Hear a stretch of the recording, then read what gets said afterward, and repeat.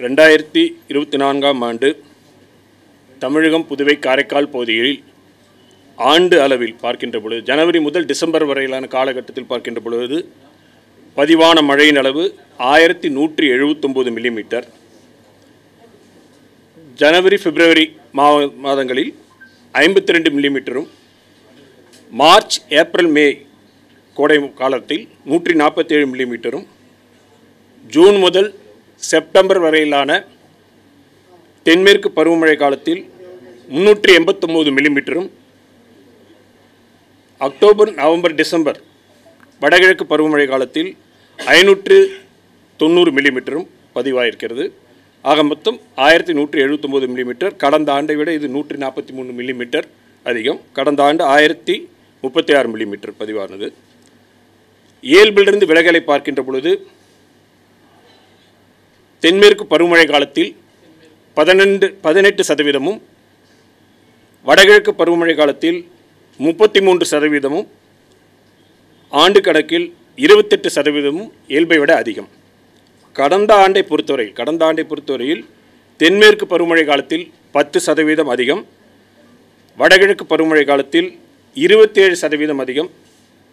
ஆண்டு கணக்கில் பார்க்கின்ற பொழுது கடந்த ஆண்டை விட இந்த ஆண்டு இயல்பை விட பார்க்கின்ற பொழுது 15% அதிகம். 15% அதிகம்.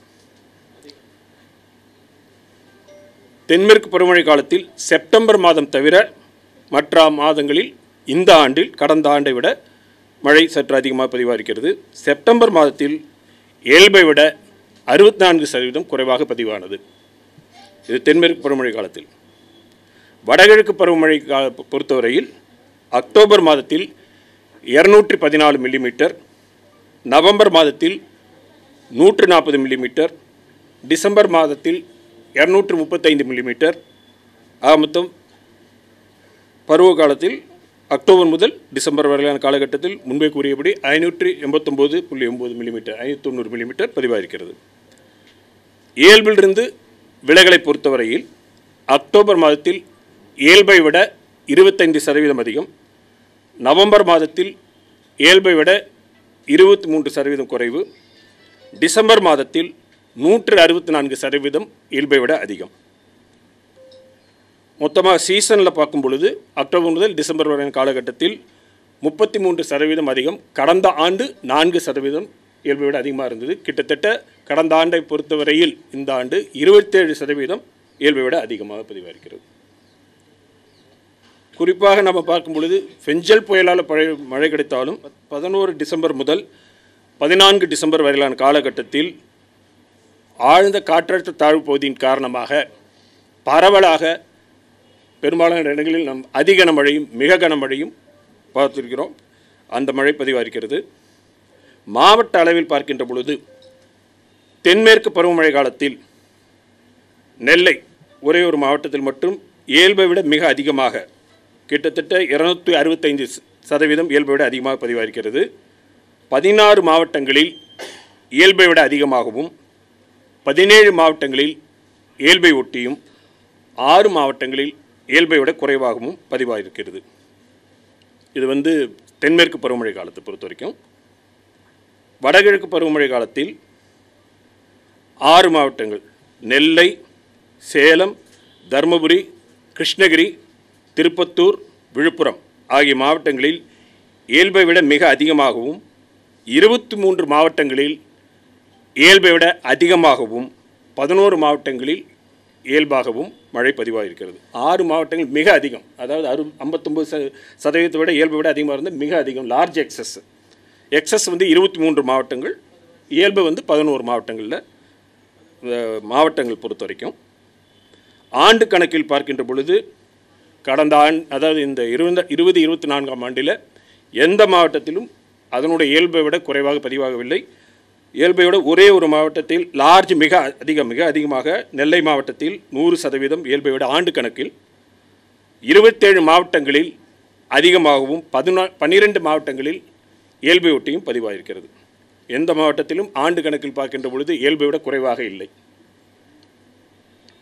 கடந்த ஆண்டு புயல்களை பொறுத்த வரைக்கும் பார்க்கின்ற பொழுது இந்த ஆண்டு ரெமல், அஸ்னா, தானா, பெங்கல் ஆக 4 புயல்கள் அரபிக்கடல், வங்கக்கடல் மொத்தமாக 4 புயல்கள் உருவானது.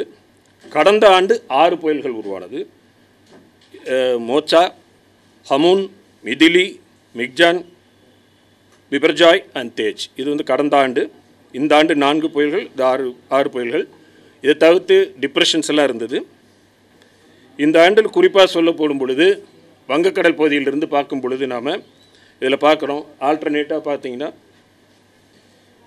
இது ஈஸ்டர்லி வேவ்ஸ் என்று சொல்லக்கூடிய கிழக்கிலிருந்து மேற்கு திசையில் நகர்ந்து செல்லக்கூடிய ஈஸ்டர்லி வேவ்ஸு நிறையா இருந்திருக்கு. இந்த ஆண்டு வந்து குறிப்பாக ஈஸ்டர்லி வேவ்ஸுடைய ஆக்டிவிட்டி நிறையா இருந்திருக்கு. அதை தவிர்த்து எம்ஜேஓவும் அக்டோபர் மாதம் மற்றும் டிசம்பர் மாதத்தில் அதனுடைய பங்கு அளித்திருக்கிறது. இதில் பார்க்கும்போது இதை பார்க்குறோம். நம்ம வந்து ஆல்டர்னேட்டிவாக பார்க்குறீங்க, இந்த டேஷ் லைனு அந்த சாலிட் லைன் பார்க்குறோம் இல்லையா, அது தென் கிழக்கு திசை காற்று மற்றும் வட கிழக்கு திசை காற்று மாறி மாறி இருக்கக்கூடிய சுச்சுவேஷன் பார்க்குறோம். அக்டோபர் 1 முதல் டிசம்பர் வரையான காலகட்டத்தில் கிழக்கிலிருந்து மேற்காக நகர்ந்து செல்லக்கூடிய கிழக்கு அலைகள் என்று சொல்லக்கூடிய ஈஸ்டர்லி வேவ்ஸோட ஆக்டிவிட்டி இந்த ஆண்டு சிறப்பாக இருந்திருக்கிறது. மேலும் எம்ஜேஓ அதை பார்க்கும் பொழுது அக்டோபர் மாதம் டிசம்பர் மாதத்திலும் குறிப்பாக அதனுடைய பங்கு இருந்திருக்கிறது.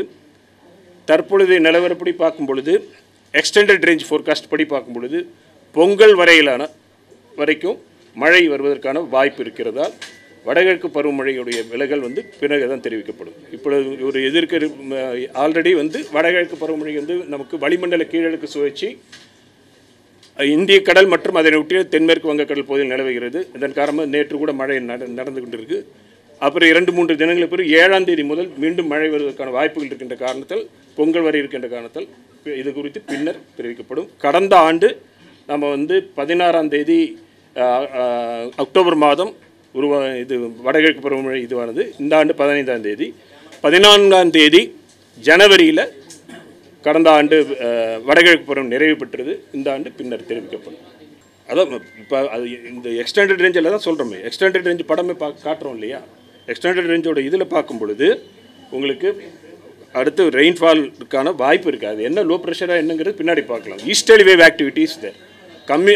அடுத்து வரக்கூடிய தினங்களில் கிழக்கு அலைகளுடைய ஆக்டிவிட்டி அதிகமாக இருக்கக்கூடிய வாய்ப்பு இருக்குது. இப்போ நமக்கு பொதுவாக மிதமான மழை 1-2 பகுதியில் வந்து கனமழை இருக்கும். தெற்கு பகுதியில் தான் அதிகமாக இருக்கும்.